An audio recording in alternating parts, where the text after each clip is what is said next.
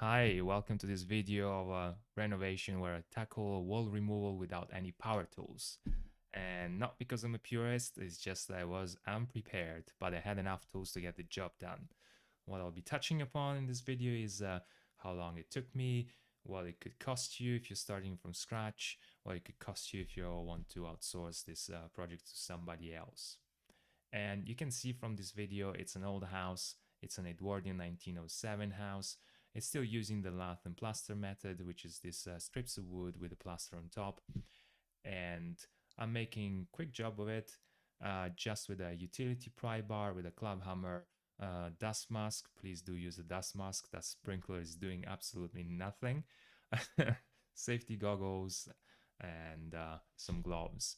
I also use a Gorilla Tub. I try to place it under where the rubble will fall.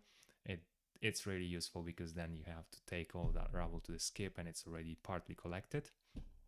And if you're in for a longer run, consider buying a utility bar set with different bar sizes and something to pry nails off the wall or off the ground, and the bolster chisel with a guard. So it's a tip that you strike and that has a plastic guard so you don't hit your hand, and that happens actually. Um, I'm using also a lousy steps to kind of reach the ceiling bits. Step up platform is way more useful if you're for the longer run. You can see this part of the wall had a couple of layers of I had actually plasterboard on top and then a layer of plaster, lath plaster from the old construction. Again, I'm trying to collect as much of the rubble into the Gorilla Tub, and I'm taking it to the skip as I go along.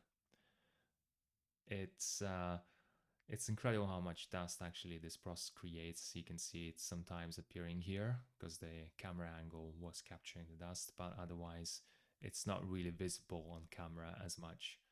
Uh, After I get to this point, these timber studs, I just whack them with my club hammer out of position, and the nails basically come out of the timber, and that's as easy as it gets. Now, to remove those doors, I first get off the architrave. I was hoping to not have to remove the actual door panels, but I will end up removing those, and then I'll slowly work on the structural bits, first on the wall and then on the frame, and then I'll whack out the timber studs out of position.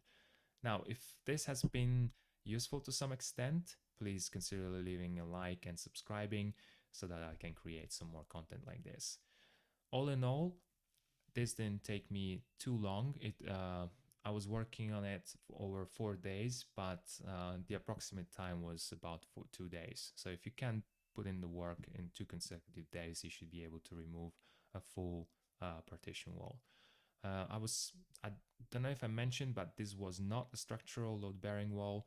There's just a moment here where I'm looking at this plate and I see another plate in the ceiling, a timber plate. I'll point it out in a second that it's coming across. And I was wondering if actually this was some way structural.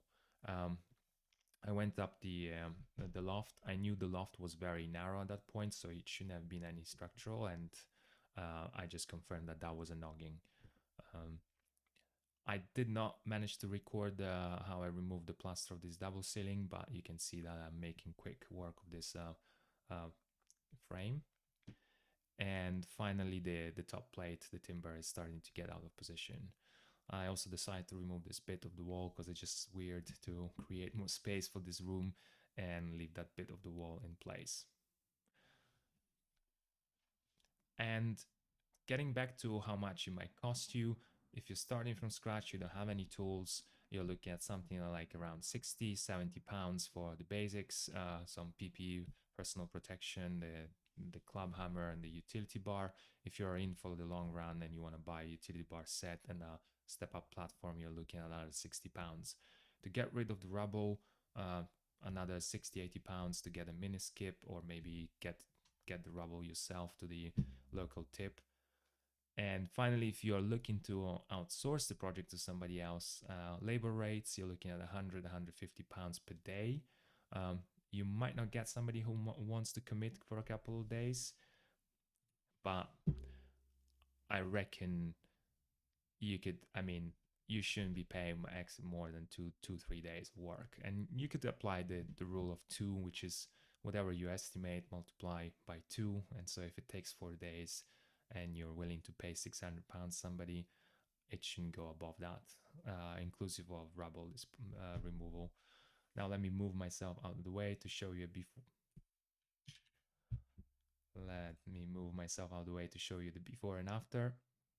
And you can see the finished product, which I'm quite happy about. The room, it's a guest bedroom, really gained a lot of space, and just absolutely the right decision for us to get rid of that wall.